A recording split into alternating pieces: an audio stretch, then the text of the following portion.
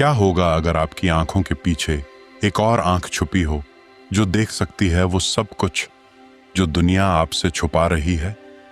एक ऐसी आंख जो न सिर्फ भौतिक दुनिया को बल्कि सूक्ष्म जगत को भी देख सकती है। एक ऐसी शक्ति जो सदियों से योगियों, रहस्यवादियों और आध्यात्मिक साधकों के पास रही है, लेकिन आम इंसान से छुपाई गई है।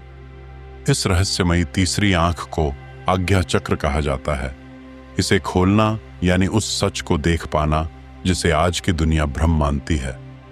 मगर सवाल यह है, क्यों ये ज्ञान हजारों सालों से छुपाया गया? क्यों ये रहस्य सिर्फ कुछ ही लोगों तक सीमित रखा गया? इस वीडियो में हम जानेंगे तीसरी आंख का गुप्त इतिहास, इसका दार्शनिक और आध्यात्मिक महत्व, और सबसे अहम बात, कैसे आप इसे जागृत कर सकते हैं और इससे जुड़ी वो सच्चाइयां जो शायद आपने पहले कभी नहीं सुनी होंगी। तो तैयार हो जाइए एक ऐसे रहस्य से पर्दा उठाने के लिए जो आपकी सोच, आपकी दृष्टि और शायद आपके पूरे जीवन को बदल सकता है। तीसरी आंख कोई नई अवधारणा नहीं है। यह विचार उतना ही पुराना है जितना मानव सभ्यता का अस्तित्व। प्राचीन भारत में इसे आज्ञा चक्र बखा गया, 7 चक्रों में से छठा, जो हमारे दोनों भौहों के बीच स्थित होता है। यह वह बिंदु है जिसे महर्षियों ने ज्ञान का द्वार कहा, जहां से आत्मा परम सत्य से संवाद करती है। ऋग्वेद, उपनिषद और तंत्र शास्त्रों में इसका विस्तार से वर्णन मिलता है। लेकिन भारत ही नहीं, यह रहस्य दुनिया की कई प्राचीन सभ्यताओं में भी मौजूद रहा है। मिस्र की सभ्यता में आई ऑन्फ हॉरस को देखें, एक ऐसी रहस्यमयी आंख जो चेतना और आत्मज्ञान की प्रतीक मानी जाती थी। माया सभ्यता में इसे भगवानों की दृष्टि कहा गया। यहां तक कि ग्रीक दार्शनिक प्लेटो भी इनर आई की बात करते हैं, एक ऐसी दृष्टि जो भौतिक इंद्रियों से परे है। लेकिन समय के साथ यह ज्ञान मुख्य धारा से अलग होता गया। क्यों? क्योंकि तीसरी आंख केवल देखना नहीं सिखाती, यह सोच को स्वतंत्र करती है। एक बार अगर आप इस शक्ति को समझ जाएं, तो ना आपको बाहरी सत्ता की जरूरत रहती है, न किसी संरचना की। यही कारण था कि इस ज्ञान को धीरे धीरे छुपा दिया गया, या तो डर के कारण या फिर सत्ता को बचाने के लिए। मध्यकाल में जब धर्म संस्थाएं सत्ता का माध्यम बन गईं, तब तीसरी आंख को पाप या भ्रम कहकर खारिज किया गया। आध्यात्मिक खोज को तर्कहीन बताया गया और व्यक्ति को केवल बाहरी नियमों में उलझा दिया गया। परंतु ज्ञान छुपाया जा सकता है, मिटाया नहीं। योगियों, तांत्रिकों और कुछ गुप्त समाजों ने इस अग्नि को जीवित रखा। नाथ योगियों, कपालिक साधकों और तिब्बती लामाओं के बीच यह परंपरा मौन रूप से चलती रही। उनके अनुसार तीसरी आंख सिर्फ एक ऊर्जा केंद्र नहीं, बल्कि एक पोर्टल है ब्रह्मांड के विराट रहस्यों तक पहुंचने का। यह चक्र पिट्यूटरी ग्लैंड और पाइनल ग्लैंड से जुड़ा है। वैज्ञानिक भी मानते हैं कि ये ग्रंथियां हार्मोन्स और चेतना पर गहरा असर डालती हैं, और यही वह बिंदु है जहां विज्ञान और अध्यात्म एक दूसरे से मिलने लगते हैं। अब आप समझ सकते हैं यह ज्ञान क्यों गुप्त रहा, क्योंकि यह आंख खुल जाए तो भीतर और बाहर दोनों दुनियाएं बदल जाती हैं। अब प्रश्न ये है, तीसरी आंख आखिर है क्या और ये काम कैसे करती है? बाहरी आंखें दुनिया को वैसे दिखाती हैं जैसे वो प्रकट है, लेकिन तीसरी आंख उस अप्रकट को देखती है, विचारों के पीछे की ऊर्जा, शब्दों के पीछे की भावना और घटनाओं के पीछे छुपे इरादे। यह सिर्फ देखने की शक्ति नहीं, बल्कि जात और अज्ञात के बीच की सेतु है। आध्यात्मिक परंपराओं में कहा गया है कि तीसरी आंख मायावी परतों को भेद कर सत्य को देखने की क्षमता देती है। यह एक अंतर्दृष्टि है, इनर विजन, जिससे आप अपनी आत्मा की आवाज सुन सकते हैं और ब्रह्मांड की सूक्ष्म तरंगों को समझ सकते हैं। कल्पना कीजिए, एक कमरे में अंधेरा है, आप कुछ नहीं देख सकते। तभी कोई एक दीपक जलाता है और अचानक हर वस्तु स्पष्ट हो जाती है। ठीक वैसा ही करती है तीसरी आंख। ये हमारे जीवन की अदृश्य ऊर्जा को प्रकाश में लाती है। परंतु इस जागरण की राह सरल नहीं। ये सिर्फ ध्यान लगाकर बैठने से नहीं खुलती। इसका पहला द्वार है ज्ञान और आत्मनिरीक्षण। जब आप खुद को देखना शुरू करते हैं, अपने विचारों की गति, भावनाओं की गहराई और चेतना की लहरों को, तो आप अंदर ही अंदर एक दरवाजा महसूस करने लगते हैं। कभी कभी यह एक गहरी शांत अनुभूति के रूप में आता है, कभी एक सपने के भीतर छुपे संकेतों के रूप में, और कभी अचानक कोई सवाल जो आपकी पूरी सोच को उलट देता है। तीसरी आंख का जागरण एक यात्रा है भ्रम से सत्य की ओर, और यह सत्य सिर्फ बाहरी दुनिया के बारे में नहीं होता, यह आपके अस्तित्व के रहस्य को भी उजागर करता है। यहाँ पर कई लोग भ्रमित होते हैं, कुछ लोग इसे सिर्फ चमत्कारिक शक्ति मान लेते हैं, लेकिन असली शक्ति है जागरूकता, कॉन्शियस अवेयरनेस, जो इस केंद्र के सक्रिय होने पर बढ़ती है। जैसे जैसे तीसरी आंख सक्रिय होती है, आपकी अंतर्ज्ञान शक्ति बढ़ती है, स्वप्न गहराते हैं और प्रतीकात्मक हो जाते हैं, और कभी कभी आप वो सब देख और समझ सकते हैं जो शब्दों से परे है। लेकिन ये अभी बस शुरुआत है, क्योंकि अब हम उतरेंगे उस गहराई में जहां तीसरी आंख की शक्ति सिर्फ अनुभूति नहीं, बल्कि एक ब्रह्मांडीय संवाद बन जाती है। जब तीसरी आंख पूरी तरह सक्रिय होती है, तो आप देखना बंद नहीं करते, आप महसूस करना शुरू करते हैं। हर विचार की एक ऊर्जा होती है, हर व्यक्ति के आसपास एक कंपन, और हर स्थान का एक कंपन स्तर, और तीसरी आंख इन्हीं सूक्ष्म तरंगों को पकड़ने का माध्यम है। पर क्या यह सब बस मन का भ्रम है? नहीं। आधुनिक न्यूरोसाइंस अब उस पीनियल ग्लैंड की बात करने लगा है, जिसे सदियों पहले योगियों ने तीसरी आंख कहा था। यह ग्रंथि दिमाग के केंद्र में स्थित DMT नामक एक रहस्यमय तत्व उत्पन्न करती है, जिसे कुछ वैज्ञानिक स्पिरिट मॉलिक्यूल कहते हैं। ध्यान दीजिए, यह वही तत्व है जो गहरे ध्यान, मृत्यु के समीप अनुभव, नियर डेथ एक्सपीरियंसेस और कुछ विशेष आध्यात्मिक अवस्थाओं में सक्रिय होता है। यानी विज्ञान अब उस द्वार के सामने खड़ा है जिसे योगी हजारों साल पहले पार कर चुके थे। लेकिन इस शक्ति के साथ एक पैराडॉक्स यानी विरोधाभास भी आता है।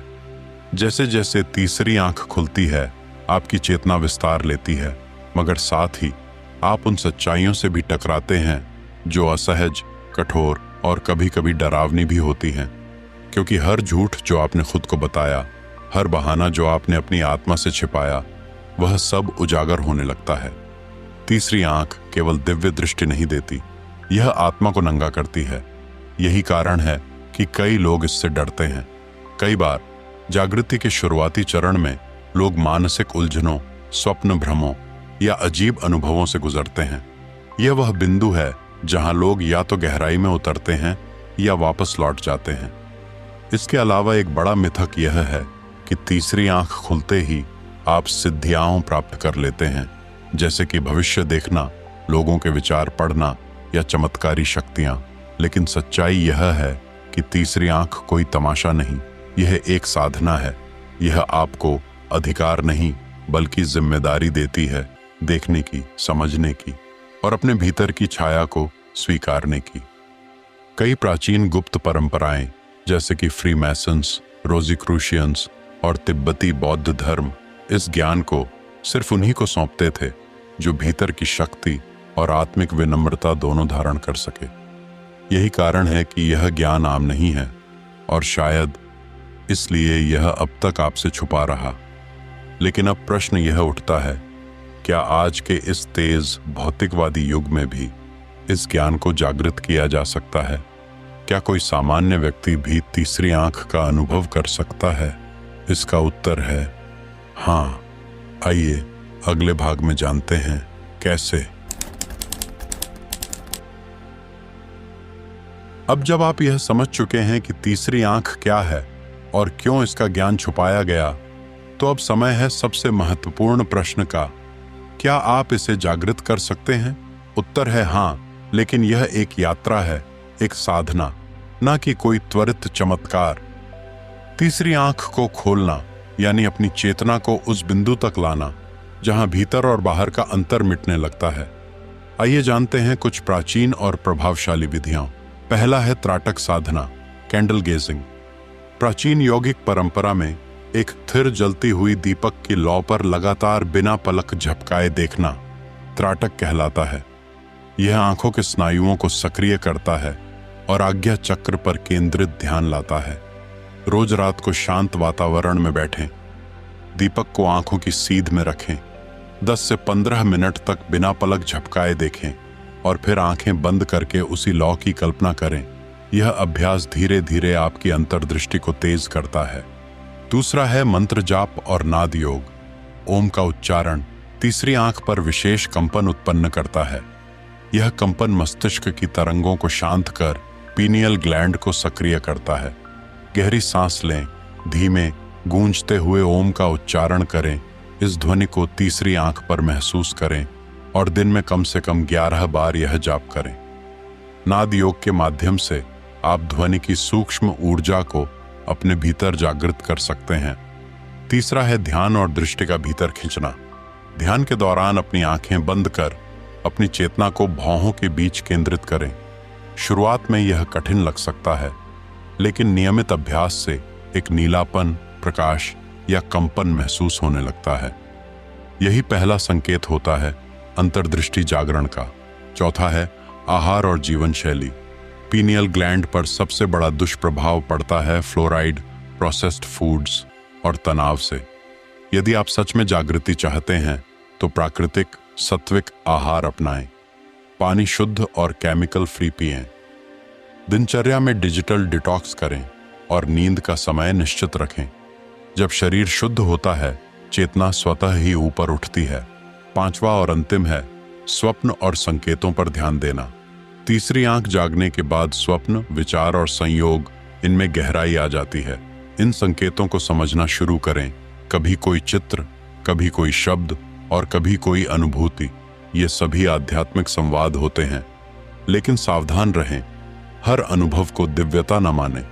इस राह पर धैर्य, विवेक और आंतरिक विनम्रता बेहद आवश्यक है, क्योंकि जब तीसरी आंख खुलती है तो आप न सिर्फ सत्य देखते हैं बल्कि स्वयं को भी पूरी तरह नग्न और असली रूप में।